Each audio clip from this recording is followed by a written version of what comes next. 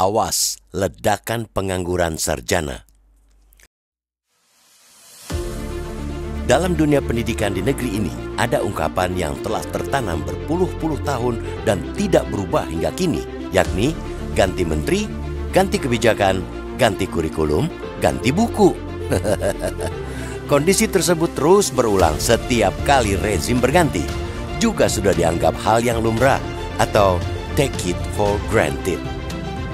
Ganti kebijakan sebenarnya oke-oke saja, asal kebijakan baru itu mampu menaikkan level maslahat bagi rakyat. Tapi bila yang muncul selalu mudarat, kondisi tersebut bisa berdampak serius terhadap masa depan generasi di negeri ini, terutama dalam dunia kerja. Kurikulum, kebijakan, dan buku yang terus berganti bisa saja membuat dunia pendidikan kita tidak bisa selaras dengan kebutuhan dunia kerja. Mismatch.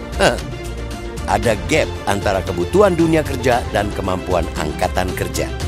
Akibatnya, tingkat pengangguran di level S1, diploma, dan SMA jauh lebih tinggi jika dibandingkan dengan level sekolah dasar.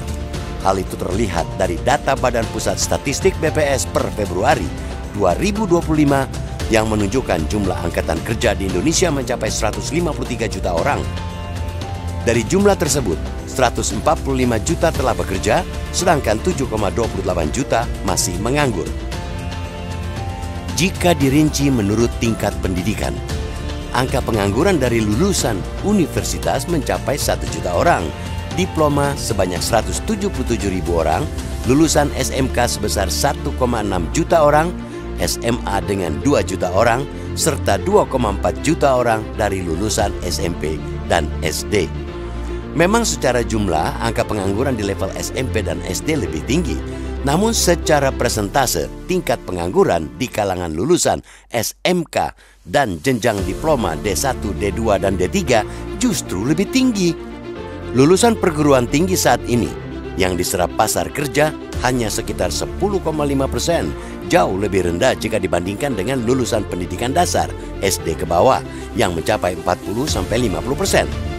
Yang menjadi paradoks, tingginya tingkat pengangguran di level perguruan tinggi tersebut terjadi di saat angka pengangguran terbuka justru menurun.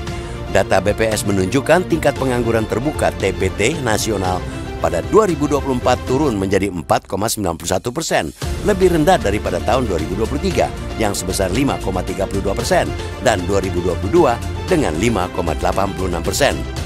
Tingginya tingkat pengangguran di level perguruan tinggi tersebut tentu harus diatasi pemerintah secepatnya.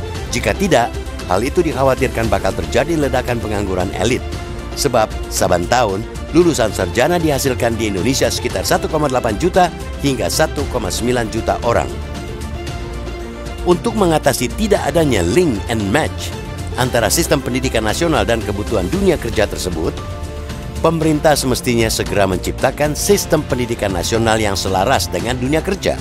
Pemerintah harus membangun ekosistem pendidikan yang terintegrasi, meliputi aspek proses produksi pendidikan, penyerapan tenaga kerja, serta peningkatan kompetensi melalui upskilling dan reskilling.